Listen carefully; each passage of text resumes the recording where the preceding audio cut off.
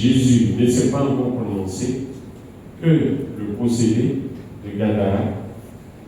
Deuxième joie, il se met à faire voir, à parler, ou du moins, toute armée des ténèbres qui habite le possédé se met à parler. Et cette armée dit quoi? Nous nous appelons Légion. Et on nous dit qu'il y avait plus de 2000 porcs qui étaient là. Et les 2000 porcs ont sauté dans la lagune et dans la mer. Deuxième joie, la mer de Galilée. On peut supposer qu'il y avait au moins 2000 démons. Bon, si chaque démon s'occupait d'un porc, ça fait 2000. C'est ce qu'on a lu ici. Deuxième joie. 2000, ils sont sortis. Le monsieur, on l'enchaînait, il brisait les chaînes. On l'attachait, il coupait les corps. Au point qu'on dit qu'il se promenait dans les tombeaux. Donc ça veut dire que c'était un cimetière. Il n'y avait pas une seule tombe. Vous suivez un peu. Il vivait dans un cimetière. Il se promenait et il hurlait. 1000 esprits impurs sont sortis du monsieur. Ils sont rentrés dans les ports. Ils ont sauté dans la mer de Galilée. Deuxième joie. Je répète, il n'y a pas dans ce monde un nom qui puisse égaler le nom de Jésus. Je ne dis pas dépasser, c'est des trucs même, on ne peut même pas y penser. J'ai dit égaler. Deuxième joie. Jésus est le Dieu véritable. Il met tous ses adversaires au chaos. Il m'arrive de regarder sur YouTube des vidéos de Mike Tyson. Il frappait mal ses adversaires. Quand il était jeune. Hier, j'ai regardé une vidéo où il a boxé Larry Holmes. Bon, ceux qui sont un peu âgés le connaissent. Larry Holmes, c'est lui qui a humilié Mohamed Ali. Il a frappé Mohamed Ali. En ce moment-là, Mike Tyson était petit et il a pleuré comme un enfant. Et il a juré de venger Mohamed Ali. Et quand il a grandi, il est devenu boxeur. Et il devait rencontrer Larry Holmes, qui a humilié celui qu'il admirait dans la boxe. Deuxième joie. Qu'est-ce qu'il a fait? Il a boxé Larry Holmes, qui avait mis au tapis le plus grand boxeur de l'époque, c'est-à-dire Mohamed Ali. Mais on a vu que Mike Tyson, la terreur, lui-même, il a été frappé par quelqu'un d'autre. Deuxième joie. Il y a un autre qui a boxé Mike Tyson et qui a mis fin à sa carrière, c'est Leon Lewis, un caillard afro-américain. Je crois que c'est quelque part au Japon. Il a mis fin à la carrière de Mike Tyson. Mais Jésus-Christ, personne ne met fin à sa carrière. Et qu'est-ce que tu dis quand je dis un truc comme ça? Et qu'est-ce que tu fais après?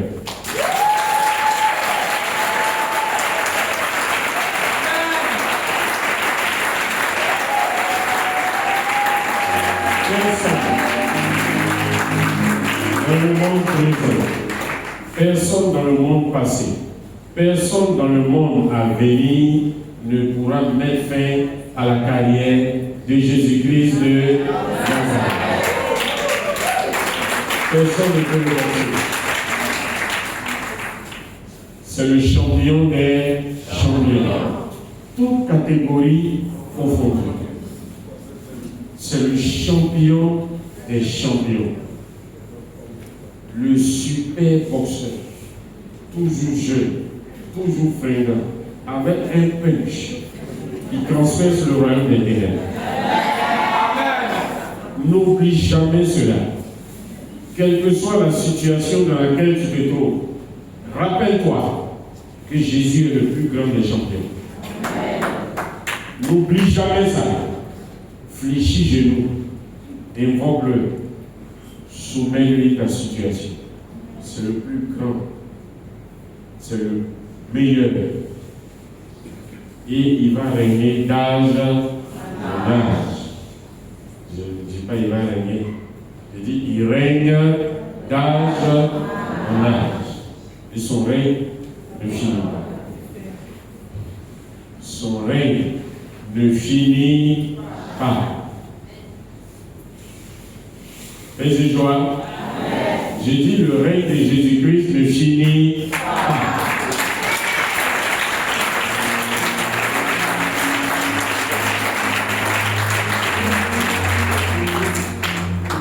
Le règne de Jésus ne finit pas. C'est pour cela que Jésus dit de dire à cette personne, il dit tout pouvoir m'a été donné dans le ciel, sur la terre et sous la terre. J'ai décidé d'aller plus haut avec toi. J'ai décidé d'atteindre le sommet avec toi. Mon enfant, c'est moi qui ai pris la décision. Ce que j'ai commencé avec toi ne s'arrêtera pas. Il est en train de parler de ses enfants. Il dit ce que j'ai commencé avec toi ne va pas s'arrêter. Je vais aller plus haut. Ne t'arrête pas en chemin. Ne t'arrête pas en chemin. Si tu ouvres les yeux, tu vas voir l'armée des anges qui l'ont. Toi, petit comme ça, ne regarde pas l'épreuve que tu vois. L'épreuve, ce qui se passe autour de toi, il ne faut pas regarder. Ce qui se passe autour de toi, ne regarde pas. Mais les anges qui sont autour de toi, j'ai dit les anges qui appartiennent à Jésus, qui sont autour de toi. Je dis les anges qui appartiennent à Jésus, qui sont autour de toi. Il dit, mais regarde pas ce qui se passe autour de toi.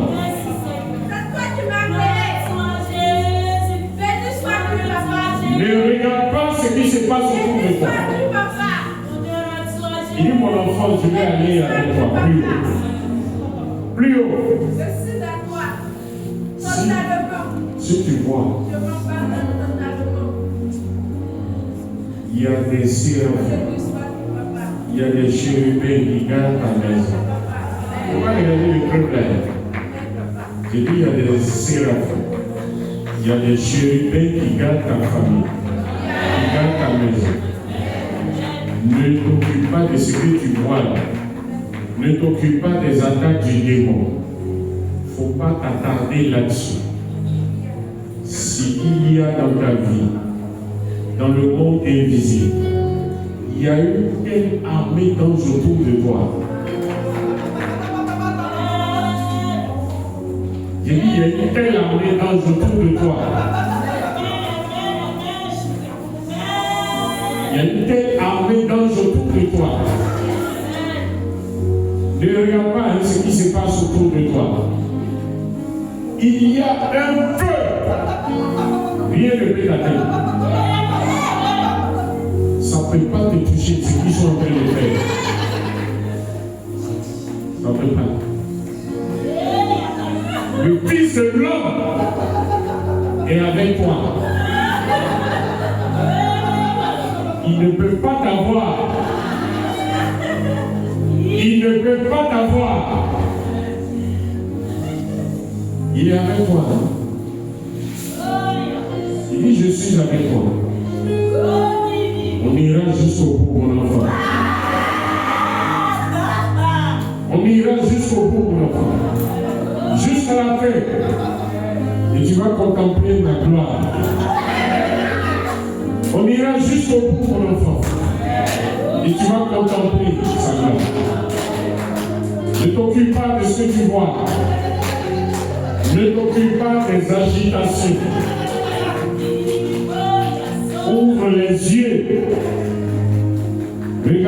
Christ. Regarde Jésus. Fais-lui confiance.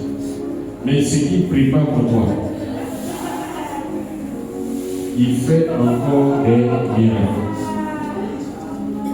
Il dit Jésus fait encore des miracles. Jésus fait encore des miracles.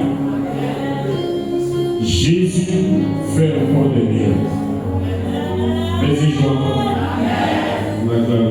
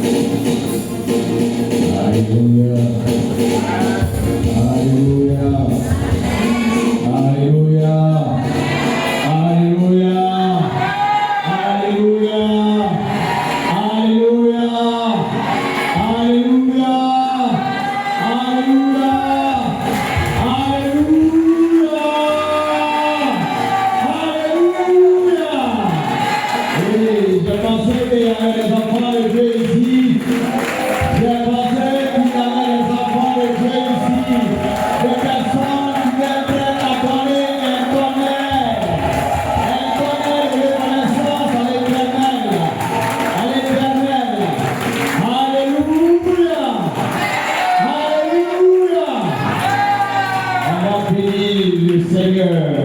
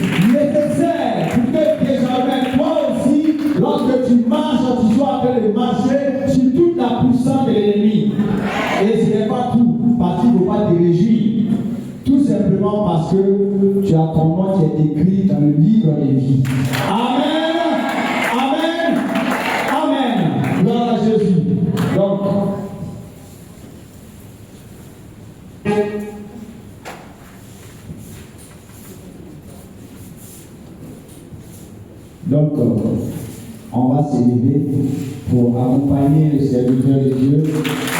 Le verset qui va voir son équipe.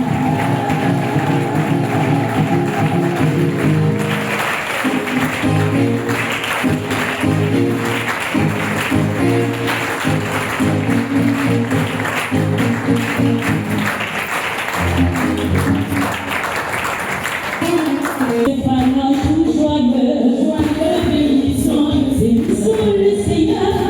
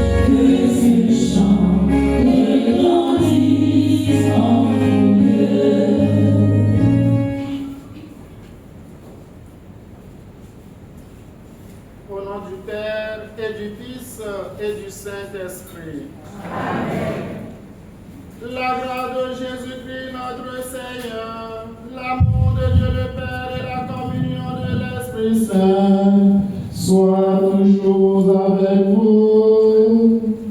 Et avec votre esprit. Sois pour moi le Dieu qui protège, un Dieu de refuge pour me sauver, car tu es mon appui et mon refuge. À cause de ton nom, tu seras mon guide et tu me nourriras. Frères et sœurs en Christ, c'est le 6e dimanche du temps ordinaire de la messe. Et tout à l'heure, les textes que nous écouterons nous donnent de méditer sur la foi qui s'enracine en Dieu comme source de tout bonheur. Entrons donc dans cette dynamique spirituelle. Reconnaissons d'abord que nous sommes des pécheurs, des êtres fragiles qui ne peuvent pas tenir devant la grandeur et la richesse que Dieu constitue pour nous. Entrons donc dans cette célébration et demandons sincèrement pardon pour nos péchés.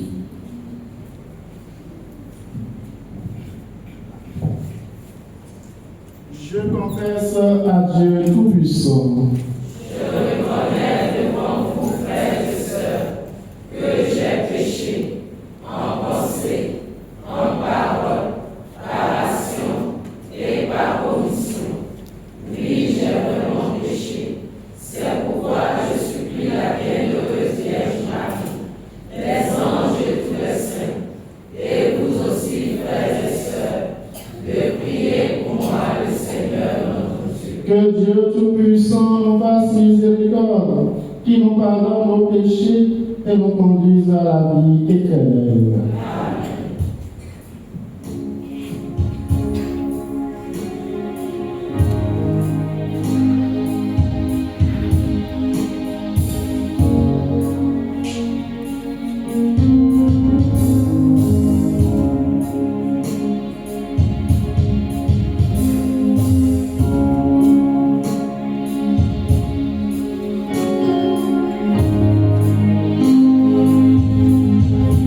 Que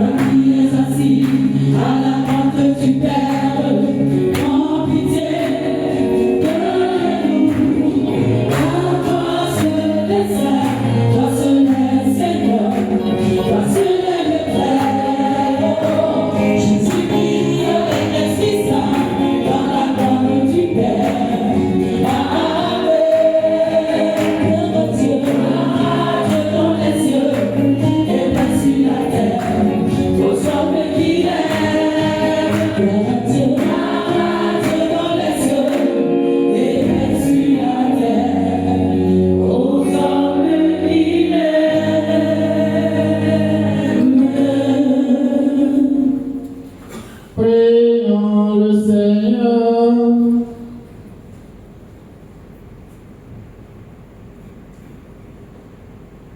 Seigneur Dieu, tu as promis d'habiter les cœurs droits et sincères. Donne-nous par ta grâce de vivre de telle manière que tu puisses faire en nous ta demeure. Par Jésus-Christ, ton Fils unique, notre Seigneur et notre Dieu, qui vit et règne avec toi en unité du Saint-Esprit, maintenant et pour les siècles des siècles.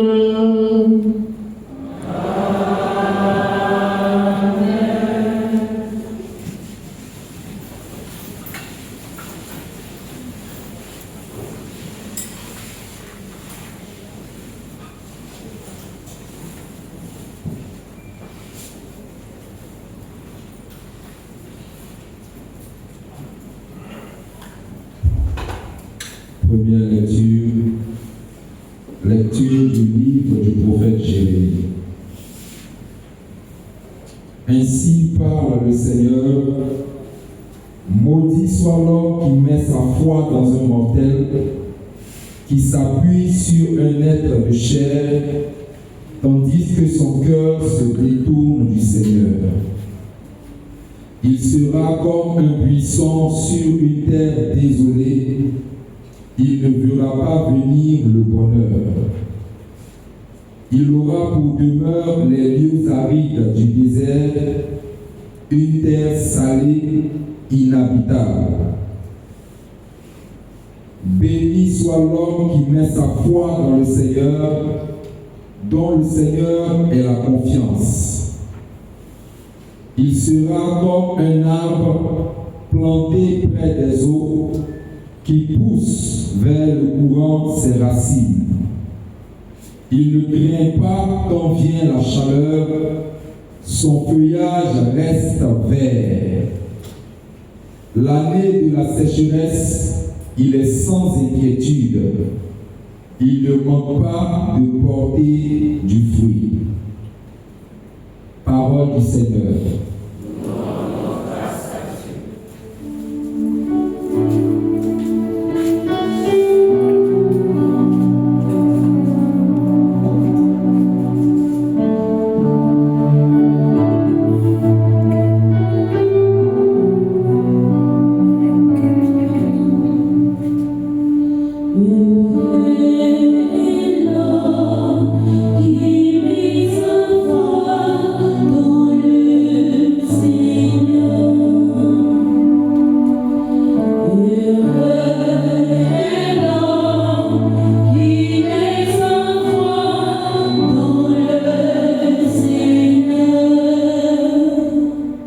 Heureux l'homme qui n'entre pas au conseil des méchants, qui ne suit pas le chemin des pécheurs, ne siège pas avec ceux qui ricanent, mais se plaît dans la loi du Seigneur et murmure sa loi jour et nuit.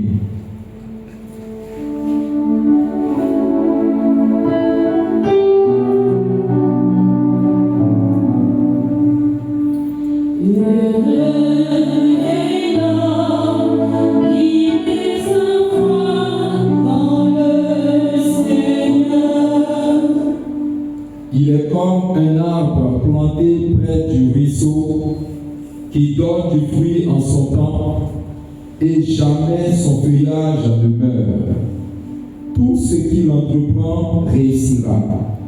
Tel n'est pas le sort des méchants.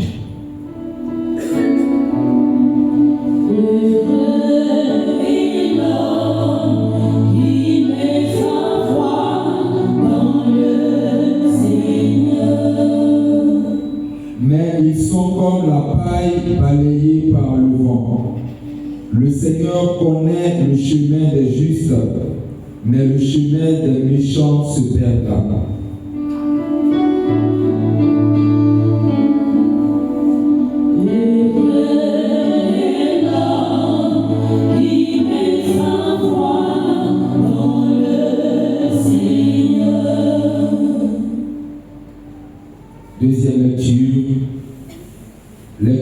première lettre de Saint Paul, apôtre aux Corinthiens.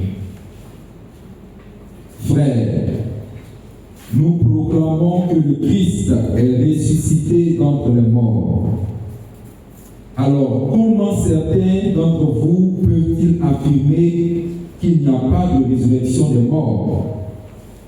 Car si les morts ne ressuscitent pas, le Christ non plus n'est pas ressuscité. Et si le Christ n'est pas ressuscité, votre foi est sans valeur, vous êtes encore sous l'emprise de vos péchés. Et donc, ceux qui se sont endormis dans le Christ sont perdus. Si nous avons mis notre espoir dans le Christ pour cette vie seulement, nous sommes les plus à plaindre de tous les hommes. Mais non, le Christ est ressuscité d'entre les morts, lui, premier ressuscité parmi ceux qui se sont endormis. Parole du Seigneur.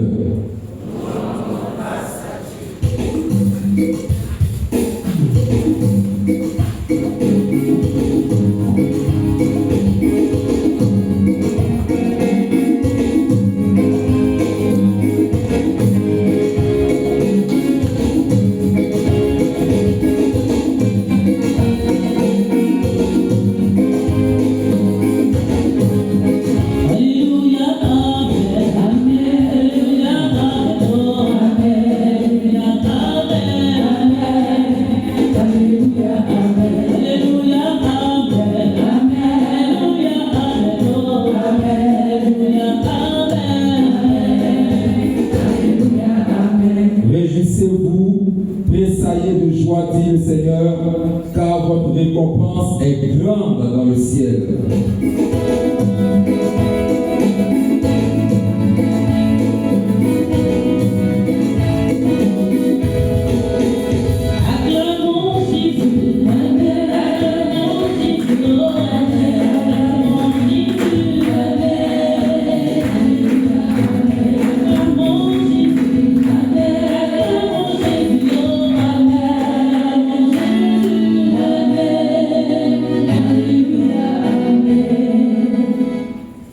Le Seigneur soit avec vous.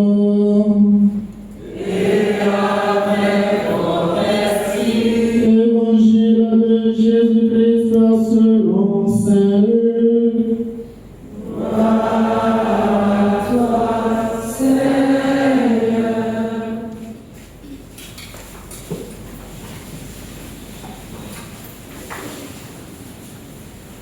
En ce temps-là, Jésus descendit de la montagne vers les 12 et s'arrêta sur un terrain plat.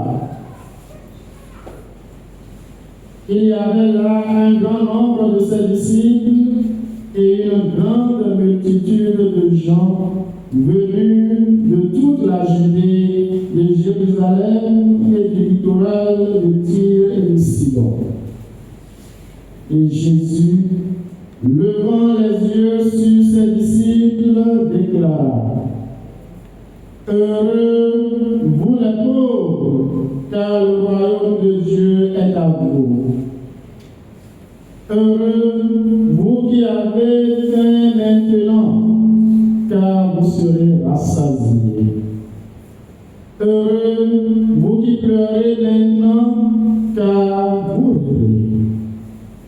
Heureux êtes-vous quand les hommes vous haïssent et vous excluent, quand ils insultent et rejettent votre nom comme méprisable à cause du Fils de l'homme. Ce jour-là, réjouissez-vous, tressaillez de joie, car alors votre récompense est grande dans le ciel. C'est ainsi, en effet, que le Père traitait les prophètes. Mais quel malheur pour vous les riches, car vous avez votre consolation. Quel malheur pour vous qui êtes repus maintenant, car vous aurez faim. Quel malheur pour vous qui riez maintenant, car vous serez dans le deuil et vous pleurerez. Quel malheur pour vous lorsque tous les hommes disent du bien de vous. C'est ainsi en effet que les pères traitaient les faux prophètes.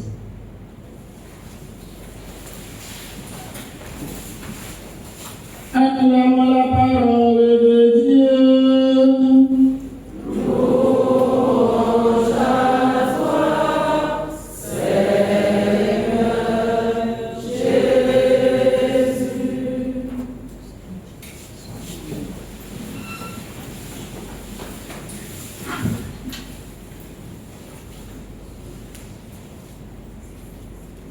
Chers frères et sœurs, chers amis, les textes que nous venons d'entendre de la première lecture en passant à la deuxième, le psaume responsorial et l'évangile, sont riches d'enseignements. Et chacun de nous pourra en tirer des leçons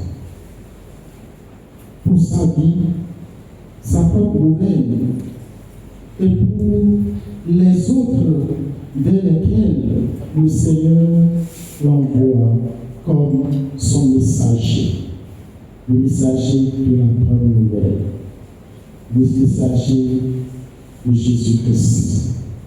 Mes frères et sœurs, l'évangile que nous venons d'entendre part d'une expression qui a retenu mon attention. La montagne. Jésus descendit de la montagne avec les 12 et s'arrêta sur un terrain. La montagne, bibliquement, c'est le lieu de rencontre de Dieu avec l'homme. Et qu'il vous souvienne que Moïse a été sur la montagne pour recevoir les tables de la parole pour le peuple. Qu'il vous rappelle également que Jésus est allé sur la montagne pour être transfiguré devant ses apôtres et bien d'autres. La montagne peut encore signifier pour nous, hommes et femmes, vous et moi,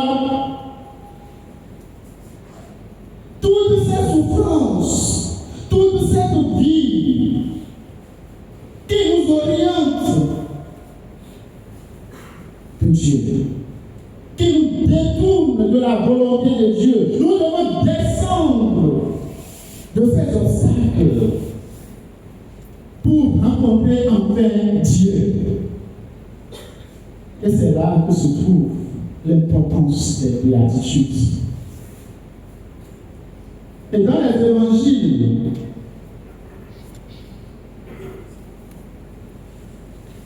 nous avons deux textes des béatitudes. Celui de l'évangile selon Matthieu et le Luc que nous venons d'entendre. Dans Saint Matthieu, l'évangéliste nous parle de 8 béatitudes, de 8 bénédictions. Et Saint Luc, celui que nous venons d'entendre, nous parle de 4 bénédictions et de 4 malédictions. Je ne sais pas si vous avez prêté attentive, oreille attentive. Et les 4 bénédictions et malédictions s'opposent deux à deux dans les personnes.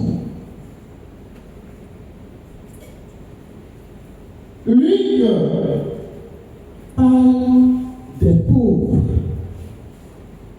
dans les 4 béatitudes.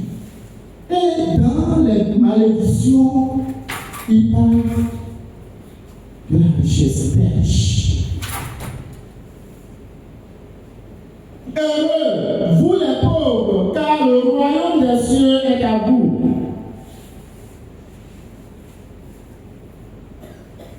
Et dans les malédictions, il dit malheur pour vous, les riches, car vous avez votre récompense. Heureux, vous qui avez fait maintenant. Dans les malédictions, il dit quel malheur pour vous qui êtes repus maintenant, car vous aurez fait. Heureux, vous qui pleurez maintenant, quand vous carburerez. Et dans les malédictions, il dit quel malheur pour vous qui riez maintenant, car vous serez dans le deuil et vous pleurerez. La dernière béatitude dit heureux êtes-vous quand les hommes vous haïssent et vous excluent. Et dans les malédictions, quel malheur pour vous lorsque tous les hommes disent du bien de vous. C'est ainsi, en effet, que le Père traitait les prophètes. Mes frères et sœurs, en parcourant ces béatitudes et cette